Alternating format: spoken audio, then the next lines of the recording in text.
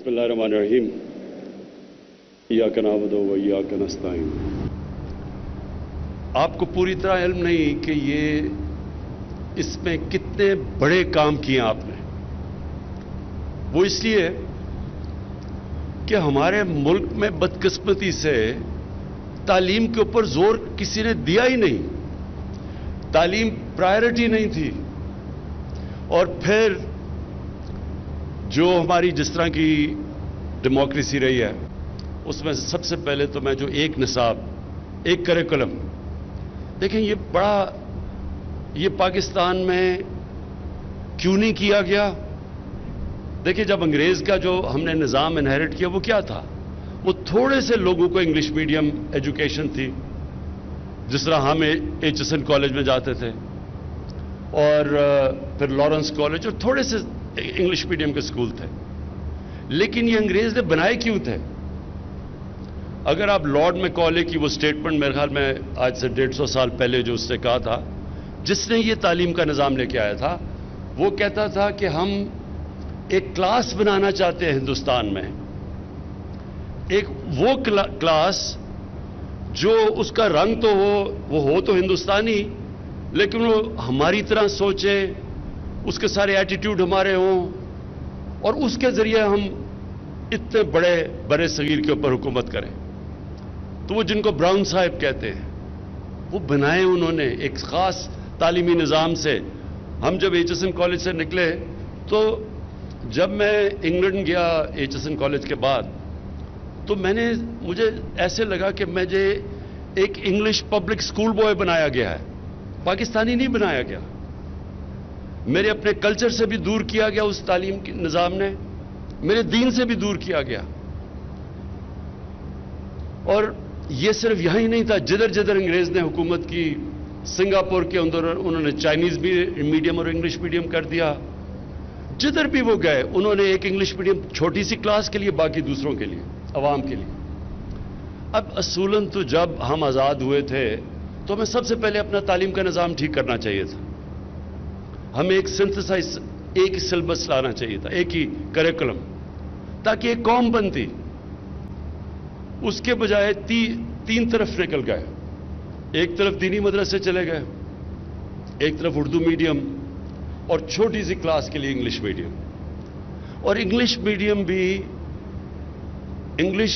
भी इस तरह तालीम इवॉल्व हुई कि वो तालीम के ऊपर कम जोर था, देसी वलैती बनाने का ज्यादा जोर था।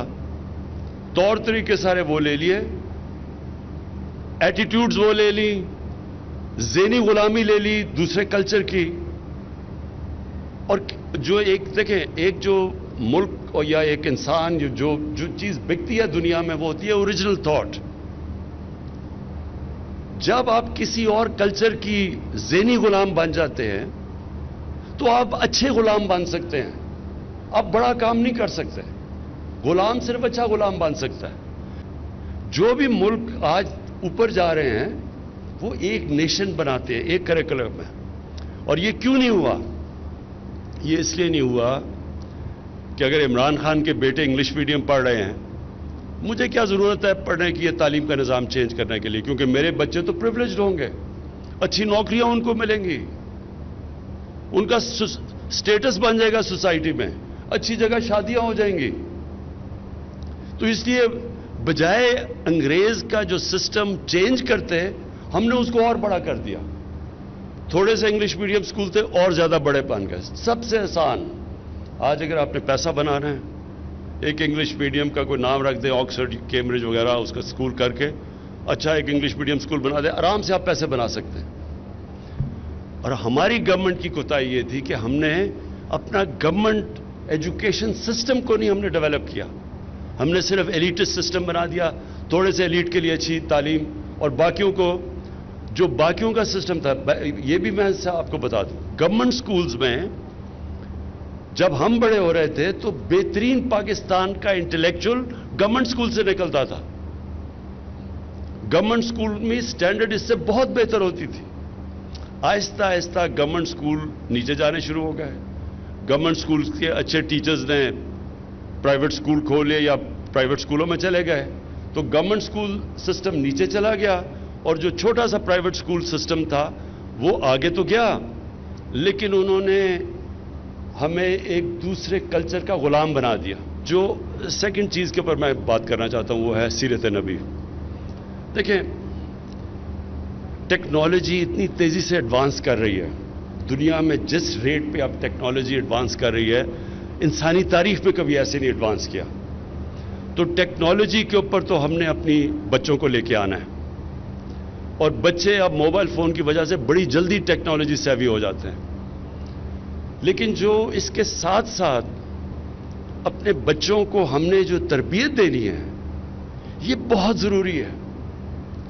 ये जो मीनार पाकिस्तान में जो मैंने देखा, शर्म आई, तकलीफ हुई कि हम कभी ऐसे तसव्वुर नहीं कोई कर सकता था जब मैं बड़ा हो रहा था कि इस तरह की हरकतें होंगी। यहां मैं सारी दुनिया में गया हूं, जो औरत की इज्जत मैंने पाकिस्तान में बड़े होते हुए देखा था, मैंने दुनिया में ऐसी, मुसलमान दुनिया में थी लेकिन मगरब में ऐसी औरत की इज्जत नहीं जो यहां हम करते थे। तो जो हम ये देख रहे हैं तबाही, इसकी एक बहुत बड़ी वजह यह है कि हमारे बच्चों की तरबियत नहीं की जा रही सही तरह। ये हमारे ना दीन का हिस्सा है ना हमारे कल्चर का हिस्सा है। जो हरकतें अब हो रही हैं, जो सेक्स क्राइम बढ़ती जा रही है पाकिस्तान में, जो बदकिस्मती से मोबाइल फ़ोन की जो नेगेटिव साइड है, उससे जो चीज़ें बच्चों को अब मोबाइल फ़ोन पे नज़र आ रही हैं, इंसानी तारीख में बच्चों का ये एक्सपोजर नहीं था। इसलिए बहुत ज़रूरी है कि हम साथ साथ अपने बच्चों की तरबियत करें, और तरबियत करने का एक ही तरीका है को उनको अपने नबी सल्लल्लाहु अलैहि वसल्लम की ज़िंदगी से आगाह करें। वो दुनिया में सबसे अजीम इंसान थे, ना कोई आया है ना कभी आएगा। तो जब आप उनको उनकी ज़िंदगी से बच्चों को सही माने में, स्टूडेंट्स को बताते हैं कि वो एक अजीम इंसान कैसे बने। कोई दुनिया में जो भी सक्सेसफुल लोग जिनको हमारे बच्चे फॉलो करते हैं, मैं आम देखता था एक वक्त बिल गेट्स या स्टीव जॉब्स या और बड़े नाम जो कामयाब, एक वक्त डोनाल्ड ट्रंप की किताब ये पढ़ा करते थे। मैं आज से 30 साल की पहले की बात कर रहा हूं। तो जो कामयाब लोग होते हैं उनको लोग पढ़ते हैं कि हम इनकी कामयाबी का राज क्या है। तो दुनिया की तारीख में तो कोई इतना कामयाब इंसान नहीं आया जितने नबी सल्लल्लाहु अलैहि वसल्लम थे, और इसीलिए कुरान में हुक्म दिया गया कि उनकी जिंदगी से सीखो, हमारी बेहतरी के लिए। अल्लाह तो बेनियाज है, वो जो हुक्म करता है कुरान में वो हमारी बेहतरी के लिए है। तो हम जब तक अपने बच्चों को पूरी उनकी जिंदगी से आगाह नहीं करेंगे, किधर से वो किधर गए, कैसे उन्होंने दुनिया में तारीख में सबसे बड़ा इनकलाब लेके आए, वो क्या क्वालिटीज थी उन्होंने, वो सादिक और अमीन थे, और आज तक कोई बड़ा लीडर बना ही नहीं जो सादिक और अमीन ना हो। बड़े बड़े प्राइम मिनिस्टर्स आए और बड़े बड़े पॉलिटिशियंस आए, लेकिन जो ऊपर पहुंचा, जिसकी दुनिया इज्जत करती है, वो हमेशा उसकी बुनियाद उनकी क्वालिटी सादिक और अमीन में रखी होती है। कायदे आजम के मुखालिफ भी कहते थे सादिक और अमीन है। कभी भी लीडरशिप उसके बगैर नहीं होती जो अमानतदार ना हो और जो सच्चा आदमी ना हो। तो वो जो उनकी क्वालिटीज हैं, जिसने उनको एक इंसान को इतना अजीम इंसान बना दिया और दुनिया का नक्शा बदल दिया, वो हमारे बच्चों को उन क्वालिटीज का पता चलना चाहिए। तो साथ साथ हम टेक्नोलॉजी भी समझाएं उनको लेटेस्ट, साथ साथ उनको 8, 9, 10 में जो ये हमने फैसला किया है, ये भी आपने उतना इन्फोर्स करना है जितना एक करिकुलम करना है। ये दोनों चीज़ें आपने स्कूलों में इन्फोर्स करनी है। औज़ुबिल्लाहि मिनश्शैतानिर्रजीम, बिस्मिल्लाहिर्रहमानिर्रहीम। आज का जो हमारा मौजू है वो है हमारा माशरा और हमारा तलीमी निज़ाम, हम पढ़ते क्या हैं और हमारा माशरा किस तरह का है, हमारा कल्चर क्या है। तो इस मौजू के साथ वहीद अहमद आपकी खिदमत में हाजिर है पब्लिशर न्यूज़ के चैनल के तवस्सुस से।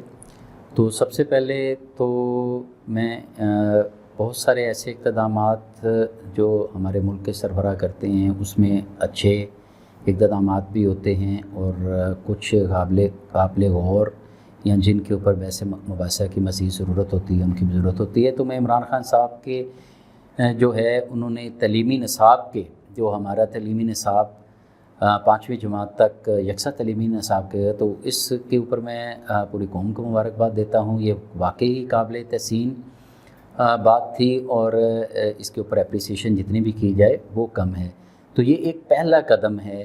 تو ہمیں بھی چاہیے کہ بحیثیت قوم، حیثیت ایک پاکستانی، اور جتنے بھی ہمارے علماء کرام ہیں، جو مفکرین حضرات ہیں، جو اساتذہ کرام ہیں، جو پروفیسر ہیں، جنہوں نے ڈاکٹر لیول کے جو ہیں، جنہوں نے پی ایچ ڈی ماشاءاللہ مختلف موضوعات پر کی ہوئی ہے، کہ یہ ان کا بھی کام ہے کہ وہ بھی آ کے اپنی اپنی سفارشات یا اس قسم کے پروگرام پہ اپریسیشن پروگرام کریں، جو جس سے نہ صرف ہمارے ملک میں ایک اچھے معاشرے قائم ہو سکتا ہے، بلکہ تعلیمی نظام یکساں ہو سکتا ہے اور سب کو ایک جیسے ہی مواقع مل سکتے ہیں.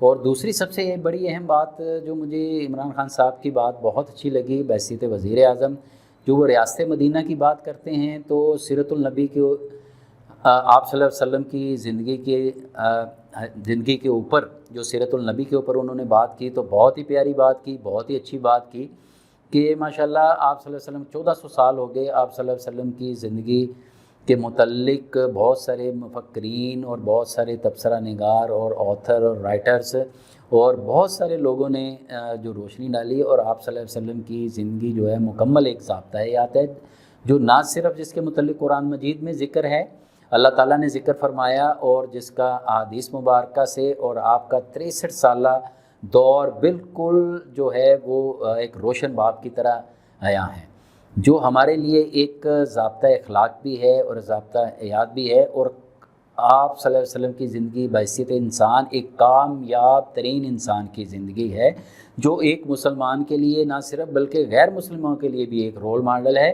تو میں جو ہے عمران خان صاحب کی اس بات کے اوپر واقعی وہ تعریف کے مستحق ہیں، اور ایسے اقتدامات جو پہلا قدم جو آج سے پہلے کسی بھی جو ہے وزیر اعظم یا دوسرے جو جن لوگوں کو وزارتیں ملی ہیں، جن لوگوں کا کام تھا، جن اداروں کو یہ ذمہ داری سونپی گئی تھی، عملی طور پر انہوں نے اس کو فوراً مکمل کرنے کے لیے کہا. میں اسی حوالے سے علماء کرام سے اور مفکرین سے اور جو بھی ہمارے دینی حلقے سے مکاتب فکر کے جو لوگ وابستہ ہیں، میں ان سے درخواست کرتا ہوں کہ وہ اس قسم کے اقدامات کو اپریشیٹ بھی کریں اور اپنی سفارشات بھی دیں. اور ایسے موضوع آپ صلی اللہ علیہ وسلم کی جو زندگی کے 63 سالہ زندگی ہے، وہ بہت ہی سب کے سامنے ہے، وہ ڈھکی چھپی نہیں ہے. بحیثیت بچپن آپ نے کس طرح گزارا، پھر آپ نے جوانی کس طرح گزاری، آپ نے جو اپنی عمر کے آخری ایام کس طرح گزارے، اور اس کے بعد ایک تاجر کی حیثیت سے کیسی زندگی بسر کی. جب اللہ تعالیٰ نے آپ صلی اللہ علیہ وسلم کو نبوت دی، تو ان نبوت کے بعد جو ہے آپ نے کیا عملی اقتدامات کیے، اور بحیثیت ایک سپہ سالار جو بہت ساری فتوحات کی، جس میں سب سے بڑی فتح مکہ ہے.